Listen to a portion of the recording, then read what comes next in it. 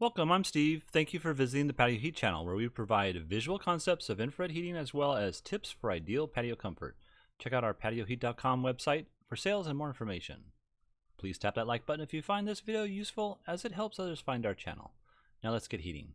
Alright, so here we have this residential application. It's a standalone patio structure. We have a seating area over here, countertop back here, and then we have a solid roof that is on a slope. And let's go ahead and look at, well, we got about 400 square foot of this slab section here, or grayed out section here. So that's the usable area that we're looking at. And let's go ahead and look at the overall dimensions. Overall dimensions I have at 15.6 from outside to outside, 8'9.5" to the ceiling height over here, and this over here at 10 foot on that slope. And I think I'm not sure if I mentioned that, so about 12 feet depth from the countertop. Overall here we have 24 feet to this outer post, to this inside middle post, and then 15, we'll call it 16 here on the east post. A depth here of about 15 feet 4 inches, and then we have 7, we'll call it 8 foot space over here for the countertop, and then also this depth from the countertop edge here outside here is at 11.9, and then 6 feet roughly here. Now there's going to be 4 rows of lighting up here, but I don't have the actual locations of those lighting fixtures, so I can't model that in, but you may have to maneuver these heaters in order to accommodate that properly. Let me just turn this off here. All right, and then over here there's going to be 4 additional rows, I'm imagining, and maybe going 6 across. Not sure of that, but look over here, it looked like there was 4 across this way and 4 across this way here as well. So 4 rows of 6 over here maybe, and 4 rows of 4 over here. Also, it looked like there might be a fixture here for a fan, so you may have to eliminate one of the heaters that I mentioned here in order to accommodate the fan, or work that around the heaters themselves. All right, dining space over here, and then we have just a open area over here. You might use that just for lounging around, you know, standing, something of that nature. Also, you could put another table here at different times of the year to accommodate more seating if you wanted to. And yeah, leave that at that. Alright, so there's 2 different options I have here. I have one option of placing the heaters parallel with this beam here, and then also with this here, and then the next one will be perpendicular to those. So this here we have at centered between this space and here as being the center of the heater, and then I have it at from this edge here to center at 4 feet, and then from here to center I have at 9 feet. And then this one here is just kind of centered within this open from here to here, and then centered within the open span itself. I did try to offset it, but it just didn't look right, so I kind of kept it in the center, and the footprint of heat is fairly well for that layout. So what I did on the mounting, you know, what you want to do is make sure you have 14 inches of clearance from this point here to the ceiling. You'll have to take the bracket. I don't have it mounted properly, but you can swivel this outer bracket here on the hole right here and swivel it to meet the slope of the ceiling, and then punch a new hole in this existing bracket. And then you'd have to actually cut off the extended piece that you don't need on the channel itself that goes up that 14-inch drop. Okay, let's go ahead and look at the footprint of heat. And I want to just mention too what the overall finished height of the heater would be. So that would be roughly about, let's see here, 7'9", 7'9.5" roughly. I think that 7'9.5" would be good for this application based on its cold climate, just because of that fact. And yeah, I'm not sure if I mentioned this or not, but in colder climates like this, when it's below 50 degrees, 55 degrees even, and some people are not comfortable with this type of heating outside. It's not enough for them. For me, I'm pretty okay at around 65 to 50 degrees outside with a Sunpak heater above me. But some people will be and some people won't. So this is really just to extend out that dining experience out here during the winter months or the colder climates. And it's not going to make it comfortable all year round. So I just want to make that disclaimer and let you know about that. So let's go ahead and look at the footprint of heat.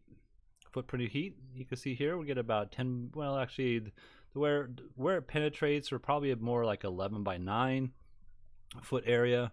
And so this would be your 9 and 11 going this direction. It's actually designed for a little bit higher of an application, but based on where it's going to be located, that's why I would choose the 34,000 over a 25,000 BTU heater. Now these are the 34,000 or TSH, so you can actually, on a TSH model, you can turn it from 25,000 BTUs to 34,000 BTUs and then also off. But your footprint will be roughly about this for this elevation.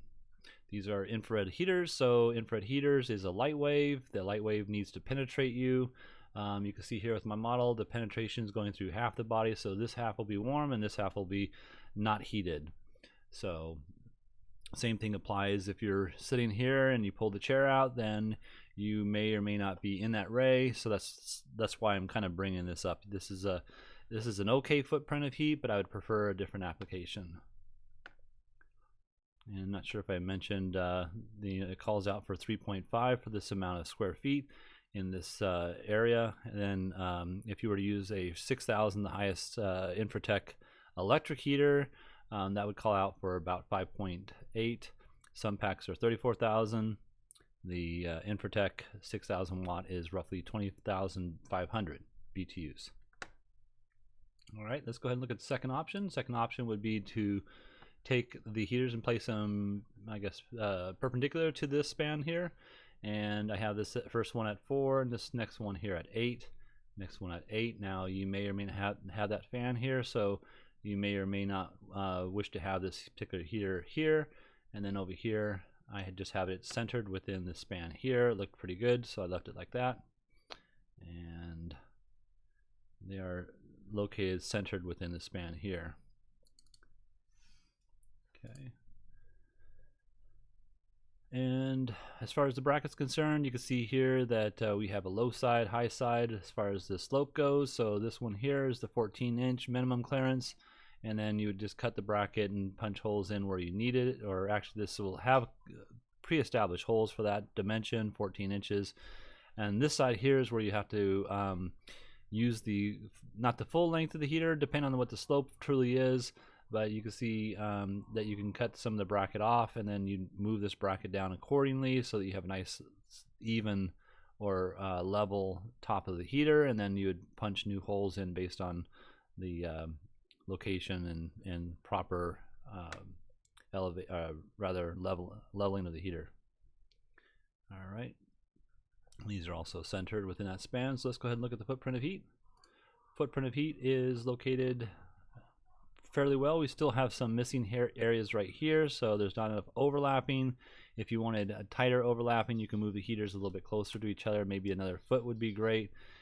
Here you can see that we're up against that spot here, so we may even want to just choose to, maneuver both these heaters approximately 12 inches over, and then we'll move this one here 12 inches as well. And now you can see that we're maybe still in that fan space. I'm not quite sure, but you get a little bit better overlapping here with those rays, so you get a better coverage. And so if it's a cold day and you're one of the colder people, you got some nice overlapping here in the center, and that might be just great for you. So keep that in mind. The more overlapping you get, the doubling up the rays, the more you feel comfortable. Now, the rays physically, do penetrate out here. It's just not the acceptable or predictable amount of heat. And, rays are traveling, and stretching and bending as they travel away from the heater. And as they stretch and bend, they dissipate in their intensity. So if you're right here, it's not as intense. But if you have two rays coming across you, then it becomes doubled up, and then you become a little bit more comfortable that way. And here you can see that we have a pretty good coverage over here as well. Not quite sure if I mentioned it, but let's just go ahead and look at that heat, the height of this particular unit. At this, we got that 7'6" 6.5 roughly. So I still think that would be decent. And all right. All right, well, thank you very much for watching. If you're looking for some assistance with your outdoor heating application and would like us to review your plans, please send your information to designs@patioheat.com. Please tap that like button. We don't advertise, we don't monetize, and therefore YouTube will not promote our channel unless we receive your appreciation. So thank you very much for that in advance, and you have a great day.